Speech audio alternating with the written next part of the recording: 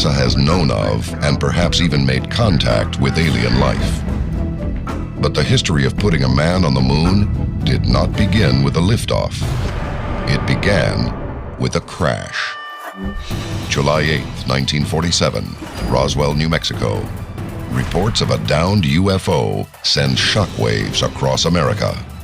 The U.S. Air Force responds immediately. What they discover changes the world forever.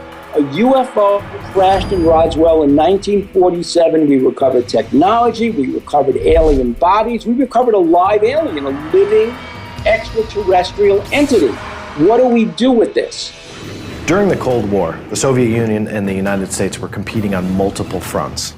Not necessarily fighting a war with bullets, but a war with technology. And of course, anything extraterrestrial would also mean very exotic technology and would be of extreme importance to the U.S. Army. The next 10 years see inventions decades ahead of their time. The hydrogen bomb, solar power, microchips, lasers, and the U.S.'s crowning achievement, NASA's powered spacecraft. Now it is time to take longer strides. I believe that this nation should commit itself to achieving the goal, before this decade is out, of landing a man on the moon and returning him safely to the Earth. When Kennedy put forth the national goal for America to put a man on the moon, the facade was it was to beat the Russians. But it was about a lot more than that. The scientific breakthroughs that we were going to accomplish getting a man to the moon was something that far surpassed any politics. In 1964, the Ranger 7 was the first spacecraft that was able to beam back images of the moon's surface. The Ranger 7 returned 4,308 photos of an alien world we had never seen up close, the moon. Now, what's not talked about is some of the actual photographs that weren't shown publicly.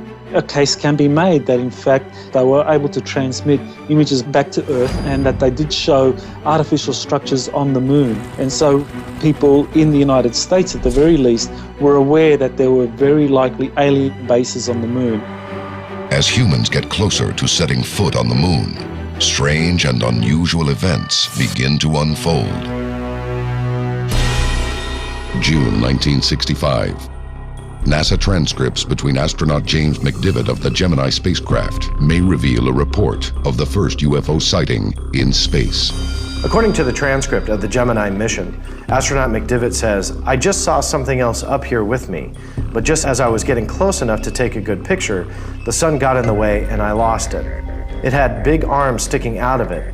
It looked like I only had it for just a minute." After many of the Gemini astronauts started to see things in space, they came up with code words like fire, bogey, even Santa Claus to describe craft that they were seeing flying outside of the spaceship. On December 24th, 1968, the Apollo 8 spacecraft makes the first successful orbit around the moon. Houston, Apollo 8, over. Hello, Apollo 8. Loud and clear. Roger. Please be informed there is a Santa Claus. You're the best ones to know.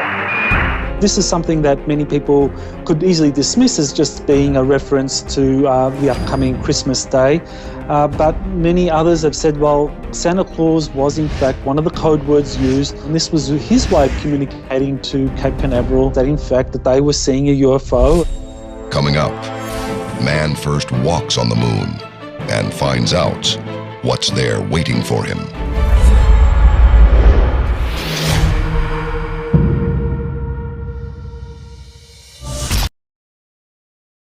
Over 100 million Americans have low or no credit.